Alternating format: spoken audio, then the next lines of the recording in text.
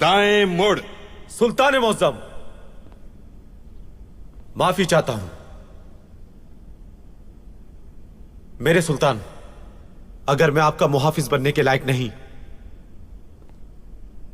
तो मुझे खादिम रख लें,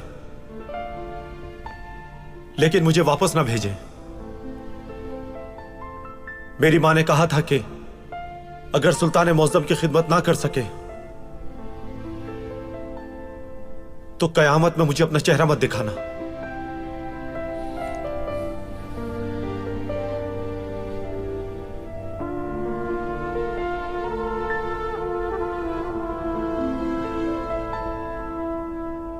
अल्लाह तुम्हें, तुम्हारे शहीद भाई को और तुम्हारी मां को